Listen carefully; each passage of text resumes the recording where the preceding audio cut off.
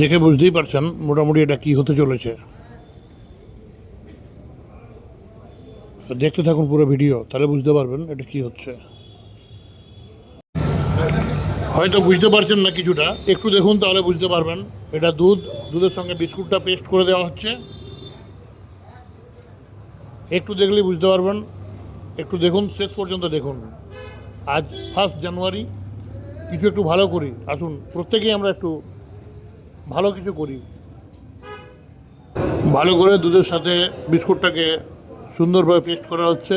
এবার ওই পেস্ট নিয়ে যাচ্ছি, একটু দেখুন। এবার হয়তো বুঝতেই পারছেন কোথায় যাচ্ছি। হ্যাঁ, বাড়ির পাশে একটা কুকুরের বাচ্চাদের যে মাটা দেখলেন, ওটা মা, আর 8টা বাচ্চা হয়েছে। খাবার তো কিছুই নেই, তাই এদের জন্য একটু দুধ দিয়ে বিস্কুট, ছোট বাচ্চা খেতে পারে না কিছুই, তো মোটামুটি এটা খেতে পারবে, তাই এটাই ব্যবস্থা করলাম।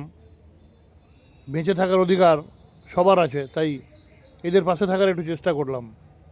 পুরো ভিডিও দেখতে থাকুন, ভালো লাগবে আপনাদের। দেখুন, পারলে আপনারাও আপনাদের আশেপাশে এখন দেখবেন প্রচুর কুকুরের বাচ্চা হয়েছে, পারলে ওদের একটু ব্যবস্থা করুন খাওয়ার বা শোয়ার জায়গার, বা একটু ওদের গায়ে ঢাকা দেওয়ার মতো কিছু জিনিস। যেভাবে জাঁকিয়ে ঠান্ডা পড়েছে, আমাদেরই বেঁচে থাকার দুর্দার হয়ে যাচ্ছে। তো এরা তো সাধারণ, তো যদিও এই ঠান্ডায় একটু পাশে থাকার জন্যই অনুরোধ করছি আপনাদের। প্রত্যেক মানুষেরই কর্তব্য আমাদের পৃথিবীর ভারসাম্য বজায় রাখার।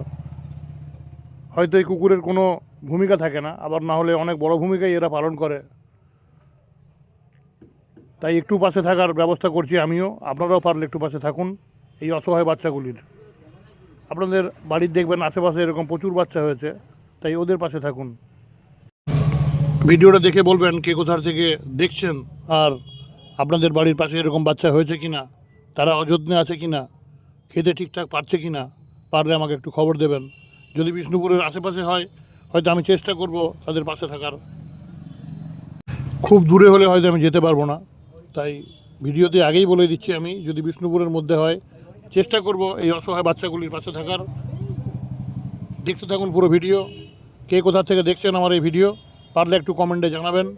যদি আপনার আশেপাশে এরকম কোনো বাচ্চা থেকে থাকে খাবার পাচ্ছে না, আমাকে ফোন করবেন, আমি ঠিক যে সেই বাচ্চাকে খাবার দিয়ে আসবো। আমাকেও যেতে হবে না, পারলে এই কাজটা আপনারাও কেউ এগিয়ে এসে করতে পারেন।